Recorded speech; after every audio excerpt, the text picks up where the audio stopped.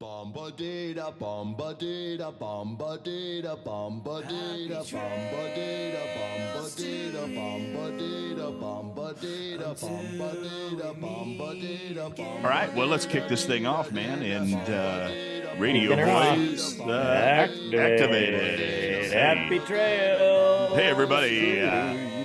What's Happy going trails. on? Happy What's trails, going on, y'all? everybody. Here we are. It's another week, another trail to be happy with. You got it. And hey, I'm introduced myself. I'm Matt Bynum from Greenville, South Carolina, with my cohort next door right here, Dr. Blaine McLaughlin. Whoops. Blaine's. We call And him. We affectionately have named him Blaine's. not sure why the plural is on there, but Yeah, we don't know. I don't know either, but that's just been. I think it was. I think it was a slip when we were drinking one night, and it just stayed. I don't know, just stuck. Just stuck. Maybe you're just wanting multiple of me all the time. Maybe there could be. And you're like, hey, could plural, be. Let's plural could this be. guy up. That's right. So go Hawks. We need some attention this weekend for sure. I think they have a bye though. They have a bye this weekend. Homecoming, Purdue. Oh, that's right. Purdue. Oh, sorry for all you Purdue fans out there. Yeah, keep listening though. Don't shut us down. All right, Purdue, whatever. Hey, so Blaine is in Robbins, Iowa. That's where they invented the robin. Mm-hmm. If you didn't know that, as in rockin' robin. Yeah, the birds. Yeah, invented it there, right there. And I'm normally in Greenville, but today I am in the Bahamas, actually. So coming to you live. I mean, tell them why you're in the Bahamas.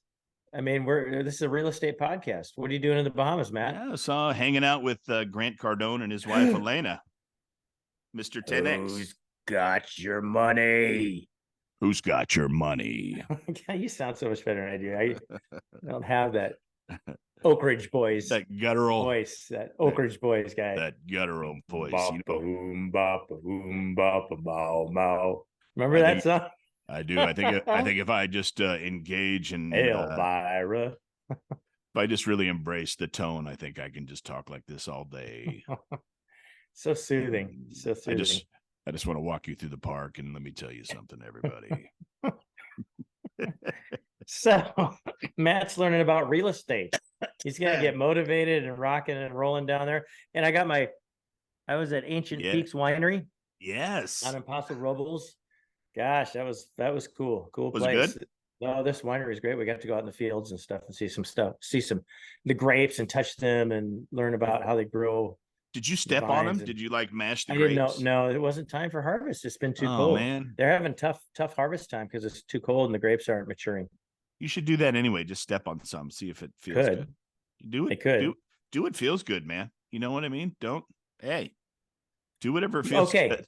I'm gonna do it. Wait for it. Yeah. All right. I like that other hat, but I thought, I better get the Bynum Aesthetic Dentistry hat on here, baby. This Dental Touch doesn't have any swag like that. Get that new logo on there. Hey, you can just put a D in there and do the same thing. Yeah, just put a D with just maybe some sort of DT or something. Yeah, put a DT, put a DT with a little. Keep the same. Just put a DT in it. Wow. Who knows? And you can do the same thing, people. What do you got out there? Right. Put a W. Who knows? W. Who knows? Put a big L. Hopefully, you'll learn some good stuff about some real estate. I'm sure Cardone will get you all inspired and rocking and rolling. Yeah, it'd be good. We did this with there's 25 couples down here, and we did this with them in April. So we got some FaceTime with he and Elena, and actually really cool, man. I mean, to be able to sit back and just shoot the shit, it's nice to have conversation. You see the man, he's big giant 10X flying around and real boisterous and all over. But we sat there and ate a meal together and shot the bull and smoked a cigar, and it was cool. Yeah, it was cool. Yeah, are there like do you have like conferences during the day and speakers and stuff like that? Or no speakers. It's just this is actually a couples retreat that I'm down here for. It's not a real estate thing, but it ends up at the end of the day we're talking a lot about real estate and stuff like that. Probably. So, but yeah, it's just a couples retreat. So during the day it's it's inside, just kind of sharing a little bit about, they really, what's fun is Grant and Elena really dig deep a little bit into their personal lives and how they're building their empire and what it's cost them, and all the different things and the ways that they work. It's no different than us professionals that are out there trying to figure the game out. Been doing this for a long, long time, trying to balance it all out. I'm by no means an expert. Maybe Blaine's a little bit more expert than I am, but it's rough when you share a business with your wife, and how do you bring it all together? How do you balance it? And now, as we move through the end of our careers, we're kind of figuring out how do we exit this dental career, and how do we move into a multifamily situation where we get better write-offs, make passive returns, and continue to do that through their retirement years. So it's like kind of like starting over. It really is. And trying to navigate through that whole thing is what we're here to do on this podcast, is just share with you everything that we learned. So Yep. So today, I think we were going to talk a little bit about, right now there's a whole lot of deals that are starting to come out. The rates they're crappy. There's some people that have been leveraged up and crappy relative to the last few years, but not in the history of the world. Oh no. I mean, hell, let me tell you something. I'd still jump all over this. It's 6.5, 7. That doesn't bother me. No. Because we were doing this at 18, 16, you know what I mean? We got to remember that. That's a great point, Blaine. But, I think with the rates being fluctuating and people, wanting that 3% again, that 3.5, we're probably not going to see that again. We might not see it again, but, we'd like to see it be dropping. So people are still kind of freaked out about it, but there's a lot of deals that are coming to fruition that, people are selling, other people are now looking at to buy. And they're, one of the main things that they need to do in order to buy one of these properties is you have to capital raise. Because it's hard to buy something without money. Because the GPs, and what we'll teach you along the way, and we've learned, is that one of the great advantages to being a general partner is knowing how to structure and put the deal together, knowing how to manage it, how to asset manage it, how to find proper personnel that's going to help you along the way, where you don't have to be on site to do all those things. So for doing that, you get paid. But in order to do that too, in order to buy that $13 million property or a $30 million property, you're either going to come to the table with money out of your pocket, or you're going to leverage money with the bank. And to do that, you've got to come to the bank with something, usually at a ratio of, something like 30%. Sometimes now, maybe even 40% with the rates. So probably closer to 40 nowadays. Yep. So if you're, just to make it simple, if you wanted to buy an apartment complex that cost, $10 million, you're going to have to come to the table with at least 4 million, leveraging that 10 against the bank. So in order to do that, you've got to go out and capital raise. And I think it's a great topic to talk about, Blaine. So Yep. And that's one of that's, like I said, we're kind of honest and truthful here. That's one of the areas that I struggle with. I think I'm pretty good at the numbers game. You talked about deals coming through. I had probably 4 deals come my way this week, and just in the DFW area, and not to mention, I don't even know how I get on some of these email lists. I get shit from St. Louis and Kansas City and Arizona and Colorado. And, I, at one point in time, I signed up for this stuff, but, some of those areas I would like to get into. Colorado intrigues me, and Arizona intrigues me. Those are both really good states to invest in. But Dallas, Fort Worth is kind of our mainstay, or where we know the most, or the people we roll with know the most in Texas. Houston and San Antonio. There's another deal came from San Antonio downtown, and I was like, oh, San Antonio, because we got the VDO, or Matt's the co-GP, and I looked at that one, and their numbers were so far off, far. I was like, these performance numbers, they're like, here's what you're getting, and here's where we're going, and I'm like, what? You guys are crazy. And that just goes to show you what the broker puts together to put on display. Oh yeah. Boy, you got it. You can't just go, okay, hey, this is great.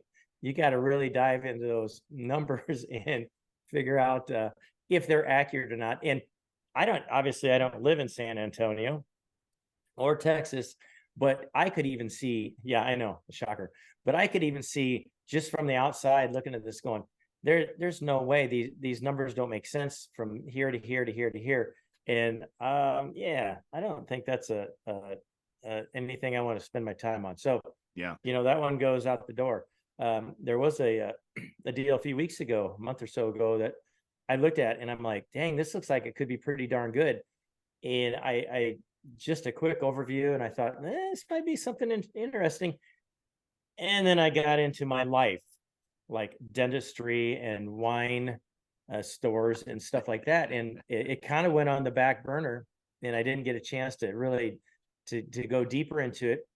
Well, lo and behold, here we are a few weeks later, and somebody's from the Summerock group is looking at it, and they're trying to get a deal put together for it. And I'm like, dang, I knew this was a pretty good deal. So, I kind of felt good about that some of these big dogs are going after that deal after I just did a quick look and said, hey. So I think I'm pretty good at seeing those numbers and understanding that and being able to evaluate that. But man, how to raise money, I just don't have it. And so that's part of this podcast is here we're trying to help educate people so they can learn and understand the situation better and want to invest with us. I mean, that's part of what we're doing with this. So Blaine likes to say that all the time, but let's be candid. Blaine's full of shit.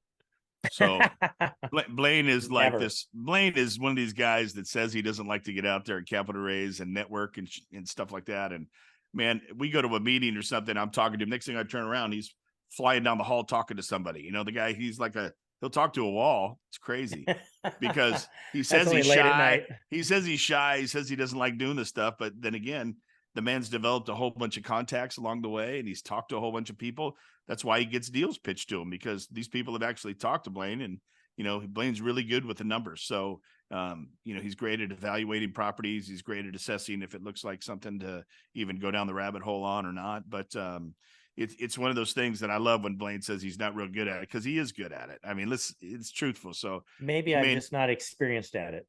Maybe I think probably what you mean is it's still uncomfortable for you. Yeah. That's probably more it. But here's first thing, the brokers, when they put out their performance, or the groups that put out the performance, right? So you got to remember, you got to dive into these numbers, people. That's one of the things we're teaching. You got to make sure like and trust the GPs, or at least one of them. Depends how many there are. You better like these people, because if you're going to jump into bed with them and marry them, you better figure out that it's going to work out quickly. You don't want to get down the road and be like, oh my gosh, what'd I do? So number one, you got to know that. Number two, all of a sudden you get a performer that looks fantastic, and then you got to start plugging numbers. You got to dive deep into the numbers and figure out what do they look. So what's the occupancy rate? This is something that every one of the deals that I'm in right now, and Blaine, you are too, you'll notice that the occupancies aren't great. There's only one group that I think that's performing right now, somewhere up in the 97%, 97 to 98. Everything else is performing into the 80s and low 90s.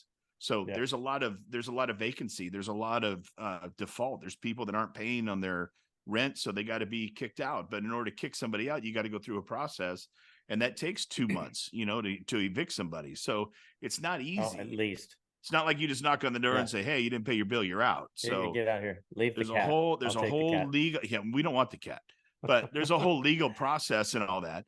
But, and this is where, when you start putting a deal together and you want to go in and you want to change some of these complexes, these apartments, and upfit them, and, put a technology package, you want to put new counters, maybe carpet or hardwood or whatever you decide to do, the capital that you bring to that equation is going to be the thing that the banks are going to lend you the money on, that allows you to move the project forward. Well, like Blaine's saying, it's uncomfortable to ask people for money. I get it. I mean, it's just like being a dentist. We're not salespeople.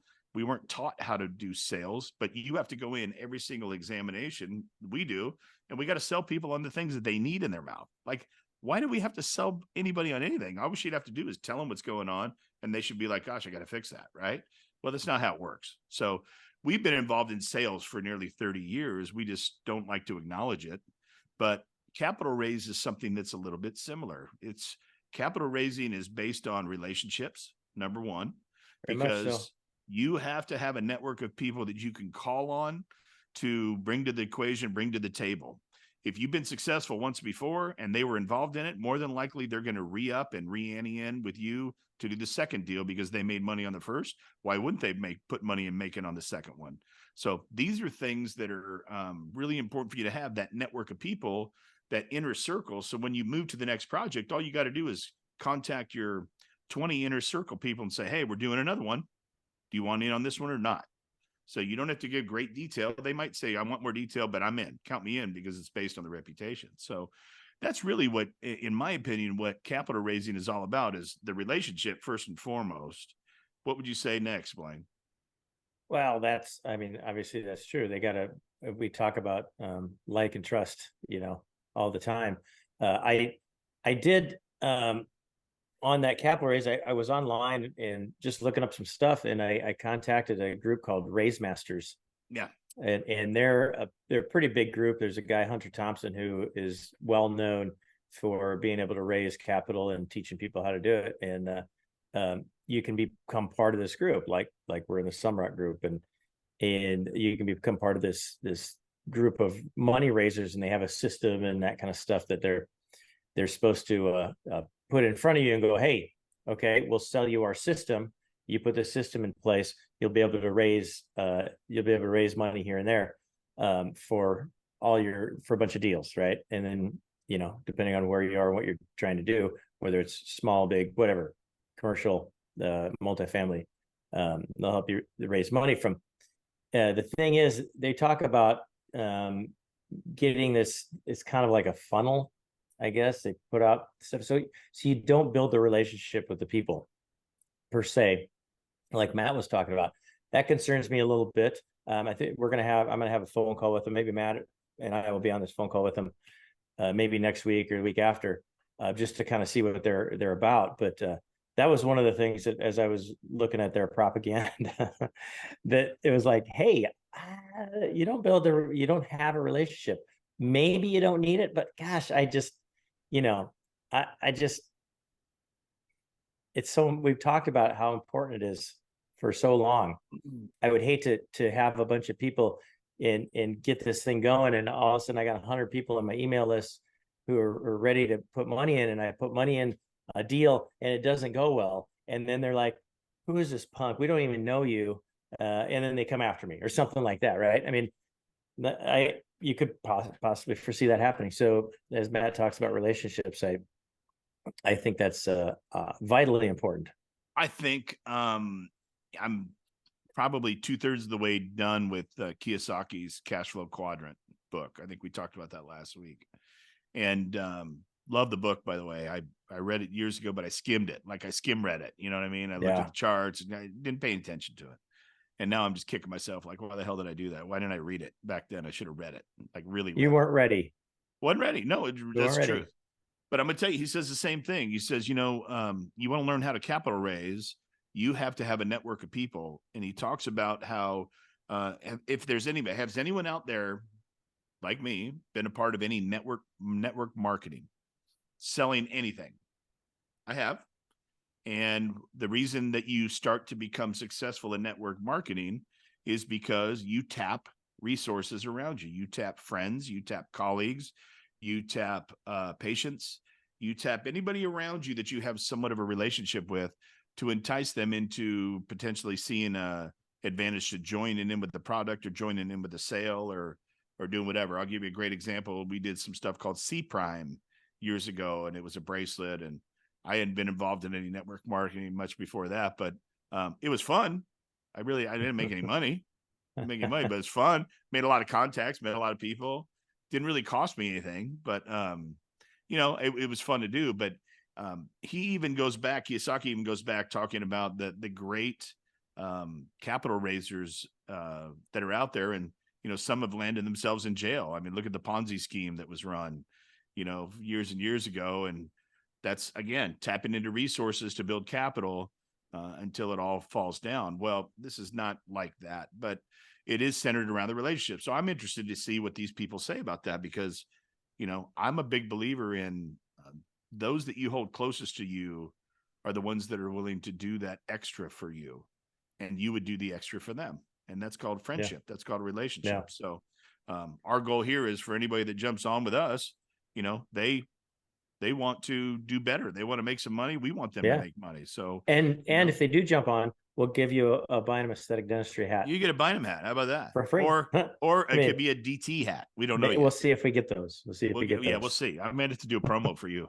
and do that. But you know, it is one of those things though. It's serious. It's as simple as getting involved with those around you. I think the reason we as dentists have this great potential for acquisition to raise capital is because we are colleagues with people that do well financially in the real world. They call that, you know, that by most standards, dentists, doctors, lawyers, people like that, they're all rich, right? Because that's what people think, is that, you know, we're rich. Well, it's not necessarily true. It means we lead a good life. We have we've led a very good living, but we're not going to be able to retire on that money, people, because I see plenty of people that are walking around with a heck of a lot more money, going a heck of a lot more places than I do, and they're enjoying life. And I'm kind of like busting my butt in the office trying to figure out who's the next patient's going to try to sue me just because they need money. You know what I mean? And it's one of those, it's a crazy world we live in, but it's true. But I think the reason we're so successful is all we got to do is tap another dentist colleague that's also doing well and say, hey, you're probably in the same boat that I am. And I don't know about you, but I haven't made any money in the market in the last 10 years, 20 years. So if you, like me, are in that same position, why don't you take a look at this thing with me? You know, I've jumped in, I've got 300,000 of my own money in this. I've got 50,000 of my own money in this.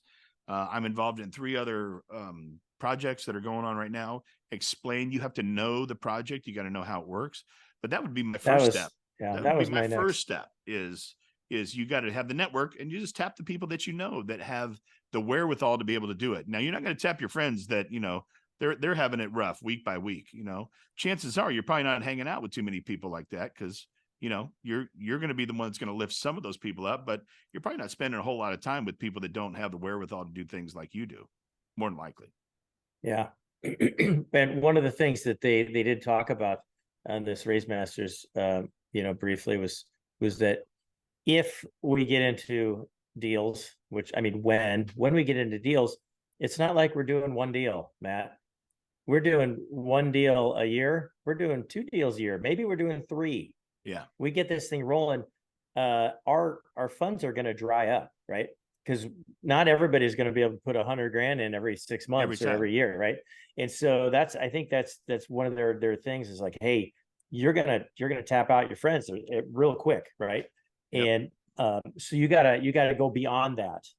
And so I think that's one of the things that they'll probably pitch or talk to us about, or, you know. See, and I think the next level that we would jump into, Blaine, in my opinion, that I've talked to a few, is I'm going to move outside of my dental friends. And it is kind of uncomfortable, I'll be honest with you, to call your dental people, your friends, say, hey, I got this thing I'm getting involved in. Do you want to take a look at it? Well, because you got to have like-minded people that understand what it is you're doing. Otherwise, they're just like, well, what? You want me to give you money for what? So they got to see it. So, you know, when I'm talking to people like Blaine, and we're going through the same course at the same time, all of a sudden the light bulb goes off for us. We're like, I get it. I see what people are talking about here. It makes sense. Other people won't. But, you know, again, Kiyosaki talks about this in the cash flow quadrant. He's like, listen, you're going to meet people that just have no idea what you're talking about.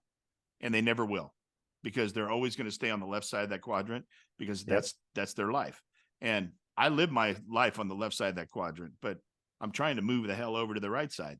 And one of the ways to do that is to get involved, learn how to do this stuff that we're talking about doing, generate your own deals, raise capital, turn around, get a complex, increase the community for the people that live there, show some great humanitarian spirit for those people, and make some money in the process. And then take that, get the tax advantage, don't pay any tax, and then move the money to the next project.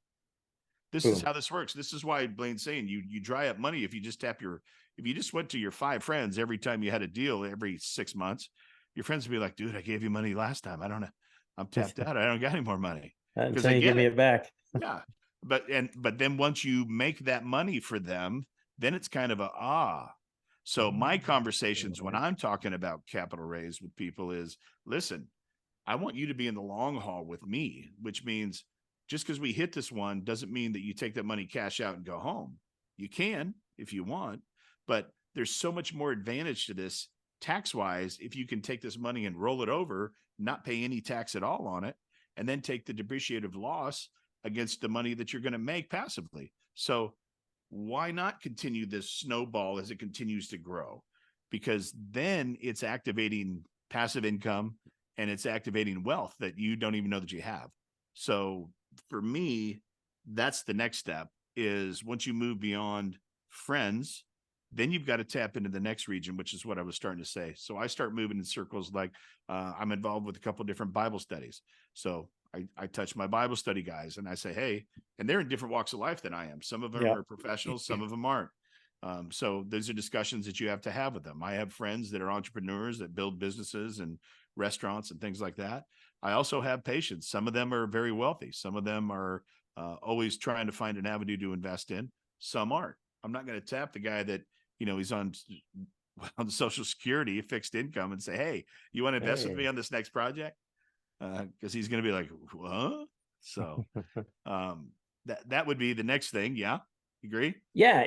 And you got to have a way of getting the message to them, right? So once you find the people, you got to be able to explain to them why you're doing this, what you're doing, what your plan is, and where the money's going once you take it from them. And some people are so into that, and they're like, man, I need to know all the specifics. And so that all has to be, all put in front of them and explain to them. And there's going to be lots of probably one-on-one phone calls, Sure. explaining that. Some people are like, yeah, here, that sounds cool. Yeah. Let me know. Yeah. and you're done. You're done with them until you have the great news of, hey, you're getting a distribution this month, so. Did you get your distribution from the RV? Yep. How much was it? Nice. 1,900. It's almost $2,000. Yeah. 1947 or something like that. So Blaine and I, one of the investments that we just got in last year, right? It was earlier this year. It was beginning of the year. Yep. We even told you guys about March or April. Yeah, we mentioned it, but so we put money in this deal and we got our first distribution from the first quarter, right? Or first quarter after they started it. Right. So, and it was almost $2,000. Yeah. So that's pretty badass. No, that's freaking awesome, man. It's not 100, but no, but that comes at the sale. But what you're seeing is you're seeing how it's generating money every quarter, enough to distribute funds amongst the people that have invested. So if that continues to be a positive flow, you can see where eventually the sale is going to be positive and you make your money plus what you get monthly and quarterly and whatnot. So it's a snowball effect. That's how this thing works. So it's proving to be not only fun, but it's proving to be financially rewarding so far. Yeah. I mean, I knock wood somewhere. We haven't had anything going south. So that's a good thing. No, not yet. But I mean, we're just kind of, again, at the beginning phases of this. VDO has been owned for about a year, hasn't it? Going on a year. Going on a year by the time October, September, October, something like that when you close. Yep. So and I'll tell you what's interesting with that VDO is we brought in not a management group. We brought in a group called Resi. I believe Resi does like you can reserve condos and apartments and houses and stuff like that, just like you can in a dinner reservation through Resi. Huh. I believe Resi is now expanding into the home market, unless this is a different Resi, but I think it's the same. Anyway, so they basically bought off a chunk of rooms that they are renting at above market rates for us. And what they get in return is probably a small piece of that, but the probably more the advertising capability and the acquisition that they are now involved and they have some capital vested into it. So they get to say, hey, now I support 12 doors out of 150 back in their portfolio. So it's interesting because it's brought the rate up. It's definitely brought our numbers up. Yeah, it's been occupancy was down because so many people just didn't pay on their stuff. It's crazy. Oh my God. That was one of the deals I got rolled through this week. I was looking at it and it was like 96% occupied. I'm like, okay, cool. Yeah. And I look at the rent roll, right? And there's, I say it's 100, 100 units. There's 4 vacant units. I'm like, okay, cool. But that didn't mention the 10 of them that had their rent payment and then it had balance. Yeah. Which 10, means they paid 12, zero. $14,000. I'm like, these people have been living here for almost a year. Yep. And they're still, and they haven't paid anything. Yep. Are you kidding me? And this And is where you got to be careful. You got to be careful, right? And I looked at them, I'm like, wow. I mean, because yeah. Because occupancy says 94%, 96%. Yeah. But come to find out, occupancy actually means there's somebody living in the apartment. Well, yeah, there was, right, Blaine? Oh yeah, they're still there. They've been given notice. It says they've been given notice. They just weren't paying anything for a year. $14,000 at one apartment. I'm like, seriously? You let this go on this long? Then I wonder. So I don't know. It's like you'd have to. I mean, that's a big. You got to dig into the numbers, man. You got to dig into the numbers and see it. You can't trust that the information being given to you is correct. One of the great things about, working with people that you like and know and you trust is, if Blaine or I are going to come to you and we're going to explain a deal, we've already done this. We've already looked into the deal. We're not going to come to you with, hey, it's 98% occupied, but what I'm not going to tell you is they haven't paid us in a year on half of them. We're not going to do that because we couldn't develop the network of people that we have if we did that. So, that's part of knowing and trusting the people that you're doing this kind of deal with. So, yeah. And that's crucial. Yeah, and then the other thing I think is that is valuable in capital raise, and you pointed out to this earlier, is once you get a deal coming through, people are like, "Whoa, hey, that went really well. Let me in on the next one," and that's I would call that experience, and that's again what we're working on. Would I say I have a lot of experience? No, by no means. I mean, like I said, the VDO is my first real estate deal with the Sumrock crew and multifamily. And that was a year ago, right? And then I'm in several others, all less than a year. And so, we're obviously we're learning tons and we're gaining experience now, and we're seeing what is going wrong. And of course, this last year has been a lot of experience with the whole market and what it's doing and the interest rates and freaking cap rates and all freaking rate caps, all the expenses on that and blah, blah, blah. And so that's been a lot of great experience. And so someday when we're through this recession, whatever you want to call it, and things are going to head back up the next few years, and then there's another recession, people are going to be like, have you been through this before? We're like, yep, we have. Yep. And so again, I'm kind of, it's cool being part of this experience. At one point in time, I thought, damn, we got into this at the wrong time, right? Because we bought into these deals, and then all of a sudden everything went crazy, and the banks are not loaning money, and interest rates are going up. And if you have a variable rate, your cash flow's in trouble when you're in a property. Right. But I look back and the deals seem to be all functioning, maybe a little slower than what they had planned because of that, but they all seem to be going in the right direction. Yeah. And again, that's some great experience that we have going through this. Yeah, I think you're right on it, man, because we've been shown some of the turmoils that people go through, and we're actually in the middle of it. We're in the throes of it. I'm on the phone calls as a co-GP on this deal in San Antonio. I'm listening to the stuff that's being exchanged. I know what's happening, and it's just interesting to hear how you combat it. What do you got to do to beat it? I mean, what I find really interesting is if this were happening in my business, the things that I would do to correct it in my business is exactly what is being done in the multifamily world amongst my GPs. So I kind of feel like, wow, okay. That makes logical sense for me. So that's cool. And you're going to be, with your latest thing, that's going to be a big deal. You're going to get to learn a bunch. So I got talking about this capital raise, I got approached this a couple of weeks ago about getting involved in a new deal, and they need some capital. And the offering was to get involved, not just with capital, but be part of the group. But obviously other people are looking for capital as well. So I started stepping back, and first thing I did was I gave Blaine the deal to look at as well. We both analyzed it. It looks good. It's a good, Mhm. solid deal. But then again, is it a good deal or is it a great deal? And Blaine reminded me of that on a phone call last week. He said, don't pass up a great deal for a good deal.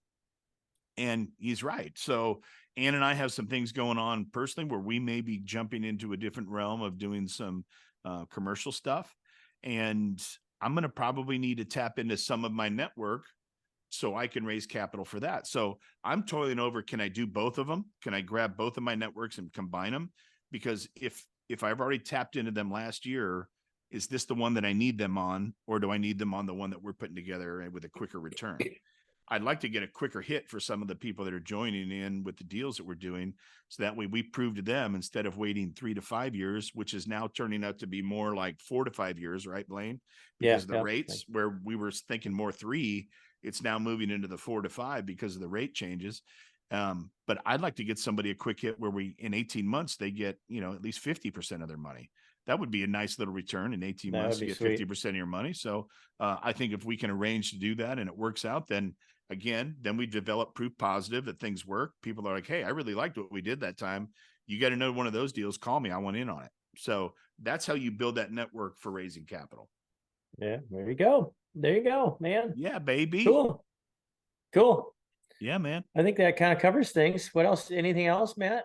I guess I didn't even look. I've been busy over the last week. I didn't get any questions this I didn't even week. look. Sorry, everybody. If you asked a question, and it's but on then the again, website I was slammed too. You were slammed, I was slammed, and I was just trying to hold my head above water. Hey, some really cool news. I got some cool stuff.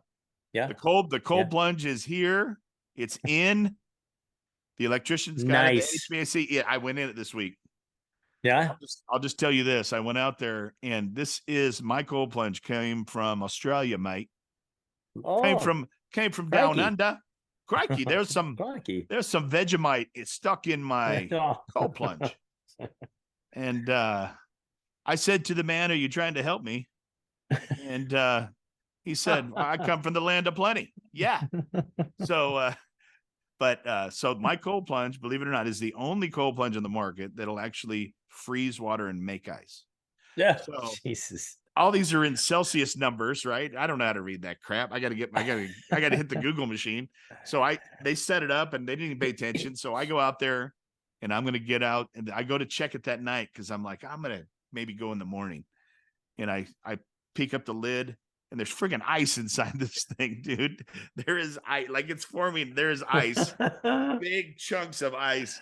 And I'm like, crap, I got to turn this up because I've been in it at 32, but that's not where I want to start going again. 32. So it's kind of funny because the boys haven't been there to do with me, but I think next week John's coming home for fall break, and he's like, "Are you ready to get back in the cold plunge?" I said, "Dude, I've been in the cold plunge."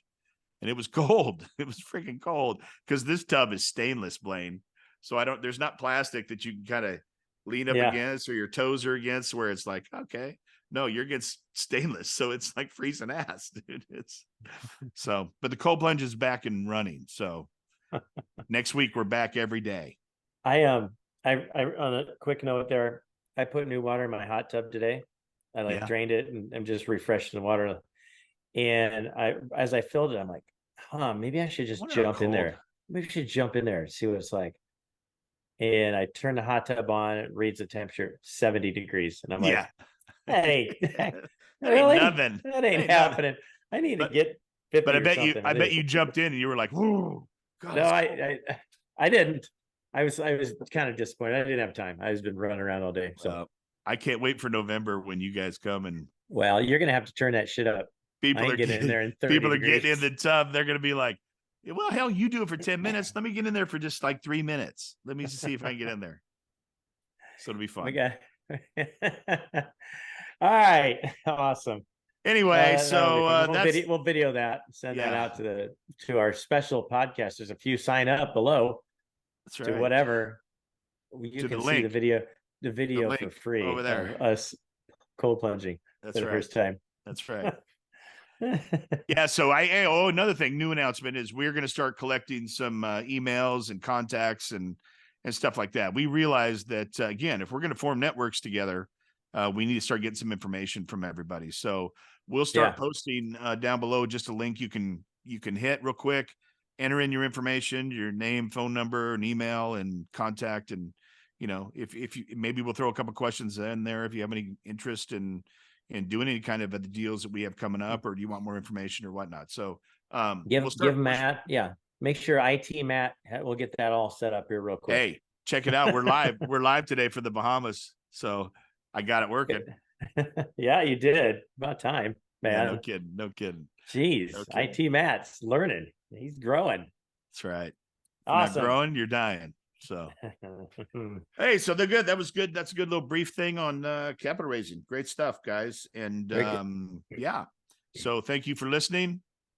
Thank you for paying attention. We'll put that link at the bottom of this one, or we're gonna do it to next time. No, next time. I don't have anything set up yet. All right, we'll put it next time, so you guys we'll can figure it out. We'll get it. It'll get on my list of stuff to do. Share it. Send Happy some trails, questions. Everybody. Happy trails. Happy Let us know how we can help. Let us know how we can help. Happy trails. And I will tell Grant who's got your money. Yes. All right. Radio voice, disengage. Okay, Blaine. That was a great job. That was really cool. I'm going to go down the pool now. Awesome. Why am I talking like the cookie on Shrek? You sound just like the gingerbread man. The gingerbread guy.